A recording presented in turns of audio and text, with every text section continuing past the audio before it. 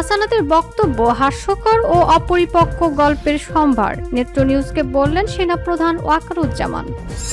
আপনি সীমা লঙ্ঘন করেছেন, হাসানাতকে বললেন সাংবাদিক জিল্লুর রহমান। আসসালামু আলাইকুম দর্শক, আমাদের হাতে থাকা সর্বশেষ সংবাদে আপনাদের স্বাগত। এতক্ষণ শুনছিলেন সংবাদ শিরোনাম, এবারে থাকছে বিস্তারিত। হাসানাতের বক্তব্য হাস্যকর ও অপরিপক্ক গল্পের সম্ভার, নেত্র নিউজকে বললেন সেনাপ্রধান ওয়াকারুজ্জামান। আওয়ামী লীগের রিফাইন্ড একটি পক্ষকে রাজনীতিতে পুনর্বাসন করতে রাজি হতে ক্যান্টনমেন্ট থেকে চাপ পাওয়ার বিষয়ে জাতীয় নাগরিক পার্টি এনসিপি দক্ষিণাঞ্চল মুখ্য সংগঠক হাসানাত আব্দুল্লাহ যে দাবি করেছেন, সেনাবাহিনী সদর দপ্তর তার প্রতিক্রিয়া জানিয়েছে বলে উল্লেখ করা হয়েছে নেত্র নিউজের এক প্রতিবেদনে। শনিবার 22 মার্চ নেত্র নিউজকে দেওয়া সেনা সদরের এক বিবৃতিতে সেনানিবাসে খোদ সেনাপ্রধান জেনারেল ওয়াকারুজ্জামানের সঙ্গে 11 মার্চ বৈঠকটি হওয়ার কথা স্বীকার করা হলেও হাসানাত আব্দুল্লাহকে ডেকে নিয়ে যাওয়া এবং আওয়ামী লীগের পুনর্বাসনের বিষয় নিয়ে তাদেরকে প্রস্তাব বা চাপ প্রয়োগের অভিযোগ অস্বীকার করা হয়েছে। বরং হাসানাত আব্দুল্লাহ ও এনসিপির আরেক মুখ্য সমন্বয়ক সার্জিস আলমের আগ্রহেই ওই বৈঠকটি হয়েছিল বলে বিবৃতিতে উল্লেখ করা হয়। শুক্রবার হাসানাত আব্দুল্লাহর ফেসবুক পোস্টে অভিযোগ করেন, 11 মার্চ ক্যান্টনমেন্টে এক বৈঠকে আসন সমঝোতা ও আওয়ামী লীগকে পুনর্বাসনের প্রস্তাব দেওয়া হয়। তিনি লেখেন, কিছুদিন আগে আমি আপনাদের বলেছিলাম যে রিফাইন্ড আওয়ামী লীগ নামে একটি নতুন ষড়যন্ত্র নিয়ে আসার পরিকল্পনা চলছে।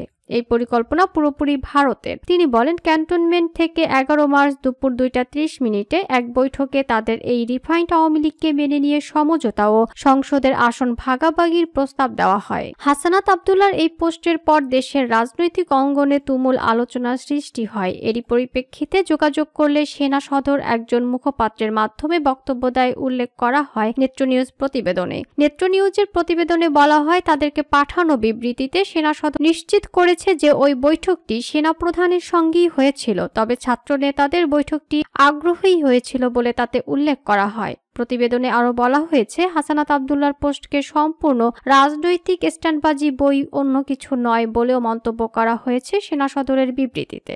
এছাড়া এই ছাত্র নেতার বক্তব্যকে অত্যন্ত হাস্যকর ও অপরিপক্ক গল্পের সম্ভার হিসেবেও আখ্যা দিয়েছে সেনাবাহিনী। বিবৃতিতে বলা হয়, হাসানাত আব্দুল্লাহ এবং সার্জিস আলম দীর্ঘদিন যাবৎ সেনাবাহিনী প্রধানের সঙ্গে সৌজন্য সাক্ষাতের জন্য ইচ্ছা পোষণ করেছিলেন। পরবর্তীতে সার্জিস আলম 11 মার্চ 2025 তারিখে সেনাপ্রধানের মিলিটারি অ্যাডভাইজারকে ফোন দিয়ে সেনাপ্রধানের সাথে সাক্ষাতের জন্য সময় চান। এর পরিপ্রেক্ষিতে মিলিটারি অ্যাডভাইজার তাদেরকে সেনা সদরে আসার জন্য বলেন। অতঃপর 11 মার্চ দুপুরে সার্জিস আলম এবং হাসানাত আব্দুল্লাহ সেনা সদরে না এসে সরাসরি সেনা ভবনে সেনাবাহিনী প্রধানের সঙ্গে দেখা করার জন্য অপেক্ষা করেন। পরবর্তীতে সেনাপ্রধান অফিস কার্যক্রম শেষ করে সেনা ভবনে এসে তাদের সঙ্গে দেখা করেন।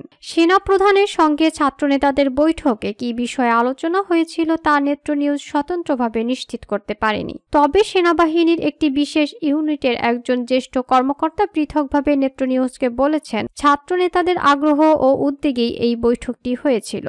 নেত্র নিউজের প্রতিবেদনে উল্লেখ করা হয়, আওয়ামী লীগ প্রসঙ্গে আলোচনা হওয়ার বিষয়টি সেনা সদরের বক্তব্যে অস্বীকার করা হয়নি। সেখানে বলা হয়, আলোচনায় আওয়ামী লীগকে নিষিদ্ধ করার প্রসঙ্গ উঠে এলে সেনাপ্রধান জেনারেল ওয়াকারুজ্জামান নিজের অভিমতের কথা ছাত্র নেতাদের জানান। বিবৃতিতে সেনাপ্রধানের বক্তব্যের উদ্ধৃতি দিয়ে বলা হয়, আওয়ামী লীগের যেসব নেতারা ফৌজদারি মামলায় জড়িত নয় ও ক্লিন ইমেজের অধিকারী, তাদের সমন্বয়ে নতুন আওয়ামী লীগ আসন্ন জাতীয় সংসদ নির্বাচনে অংশগ্রহণ করলে নির্বাচন প্রতিদ্বন্দ্বিতামূলক, ফলপ্রসূ ও আন্তর্জাতিক মহলে অধিকতর গ্রহণযোগ্যতা পাবে। কিন্তু এ ব্যাপারে সরকার ও সব রাজনৈতিক দল মিলে আলোচনার মাধ্যমে সিদ্ধান্ত নিতে পারেন বলে তিনি মত প্রকাশ করেন। আওয়ামী লীগের প্রসঙ্গে দেওয়া বক্তব্য সেনাপ্রধানের নিজস্ব অভিমত হিসেবে আখ্যা দিয়ে ছাত্রনেতাদের উপর চাপ প্রয়োগের অভিযোগ বিবৃতিতে অস্বীকার করা হয়েছে। বিবৃতিতে বলা হয়, প্রকৃত পক্ষে বিষয়টি কোনো ক্রমেই তাদেরকে ডেকে নিয়ে যাওয়া এবং আওয়ামী লীগের পুনর্বাসনের বিষয় নিয়ে তাদেরকে প্রস্তাব বা চাপ প্রয়োগ করার ঘটনা নয়।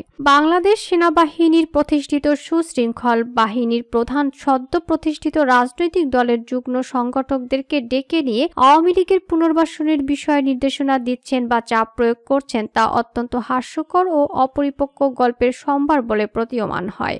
হাসানাত আব্দুল্লাহ তার ফেসবুক পোস্টে লিখেছেন, আলোচনার এক পর্যায়ে বলি, যেই দল এখনো ক্ষমা চায় নাই, অপরাধ স্বীকার করে নাই, সেই দলকে আপনারা কিভাবে ক্ষমা করে দিবেন? অপর পক্ষ থেকে রেগে গিয়ে উত্তর আসে, you people know nothing. You lack wisdom and experience. We are in this service for at least 40 years. তোমার বয়সের থেকে বেশি, তাছাড়া আওয়ামী লীগ ছাড়া ইনক্লুসিভ ইলেকশন হবে না। নেত্র নিউজ লিখেছে, সেনা সদরের বক্তব্যে বলা হয় এই দুই ছাত্র সমন্বয়ককে সেনাপ্রধান অত্যন্ত স্নেহের দৃষ্টিতে ছেলের মতো দেখতেন। বিবৃতিতে বলা হয় তিনি পরিবেশে তাদের সঙ্গে নানা আলাপচারিতা করেন, প্রাসঙ্গিকভাবে তাদের নতুন দল গঠনের শুভকামনা ও পরবর্তী রাজনৈতিক পথ চলার বিষয়ে নানা প্রসঙ্গে আলাপ করেন। এছাড়াও পরবর্তী নির্বাচনের ব্যাপারে তিনি তাদের রাজনৈতিক দলের প্রস্তুতি, অংশগ্রহণ ও অন্যান্য সক্রিয়ভাবে রাজনৈতিকভাবে প্রতিষ্ঠিত সকল দলের অংশগ্রহণের প্রয়োজনীয়তার ব্যাপারে ব্যাখ্যা করেন, যোগ করা হয় বিবৃতিতে। সেনাবাহিনী প্রধানের সঙ্গে দেখা করার 10 দিন পর ফেসবুকে হাসানাত আব্দুল্লাহর এই ধরনের অনভিপ্রেতকর পোস্ট দেওয়া সম্পূর্ণ রাজনৈতিক স্ট্যান্ডবাজি, বই অন্য কিছু নয়। আপনি সীমা লঙ্ঘন করেছেন, হাসানাতকে বললেন সাংবাদিক জিল্লুর রহমান।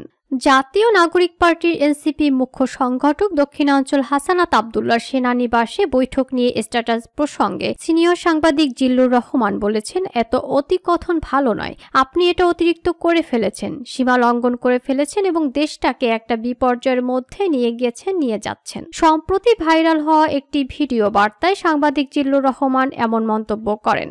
সাংবাদিক জিল্লুর রহমান বলেছেন, আমি শুনেছি যে ছাত্র নেতারা বলছেন 5 তারিখের পরে নাকি অস্ত্র হাতে যুদ্ধ করার পরিকল্পনা করেছেন। কি হাস্যকর কথা। তারপর আপনি বলেছেন গোপন কথা, আপনার সঙ্গে ক্যান্টনমেন্টে আলোচনা হচ্ছে।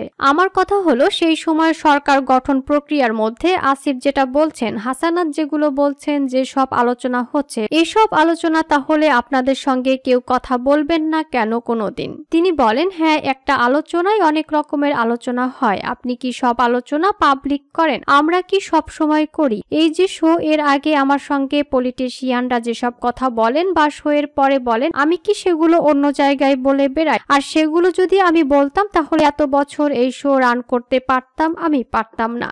সব সত্য সবসময় বলতে নেই। উল্লেখ করে জিল্লুর রহমান বলেন, আপনারা তো এখন দেশটাকে একটা অন্ধকার জগতে নিয়ে যাওয়ার চেষ্টা করছেন, এখন দেশটাকে গৃহযুদ্ধের দিকে ঠেলে দিচ্ছেন। গৃহযুদ্ধ আপনাদের পছন্দ হতে পারে, কিন্তু বাংলাদেশের 20 কোটি মানুষের পছন্দ নয়। জিল্লুর রহমান বলেন, আপনারা এখন হয়তো অন্য কারোর স্বার্থে কাজ করছেন। আপনি সেনাপ্রধানের সততা নিয়ে প্রশ্ন তুলতে পারেন না, আপনি সেনাপ্রধানের আন্তরিকতা নিয়ে প্রশ্ন তুলতে পারেন না, সেনাবাহিনীকে নিয়ে আপনি প্রশ্ন তুলতেই পারেন না। জনগণের মুখোমুখি দাঁড় করানোর কোনো কারণ নেই। সেনাপ্রধান একবারের জন্য বলেননি তারা ক্ষমতা নিতে চান, সেনাবাহিনী কথা বলেনি, তাহলে কেন আমরা বলছি?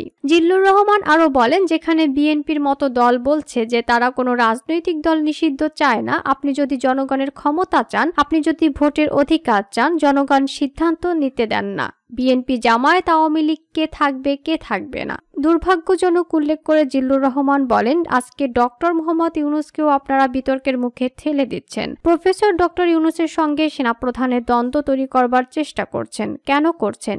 এত অতিকথন ভালো নয়। একটা কথা মনে রাখবেন, আপনারা যা করছেন প্রতিদিনক্ষণের হিসাব কিন্তু সবার কাছে আছে, গণমাধ্যমের কাছে আছে, এমনকি বিভিন্ন গণমাধ্যমের কাছেও আছে। এত সহজ নয়, এত অতিকথন মোটেও ভালো নয়, বলেন জিল্লুর রহমান। জিল্লুর রহমান হাসানাত আব্দুল্লাহকে বলেন, আমি মনে করি আপনি এটা অতিরিক্ত করে ফেলেছেন, সীমা লঙ্ঘন করে ফেলেছেন এবং দেশটা একটা বিপর্যয়ের মধ্যে নিয়ে যাচ্ছেন।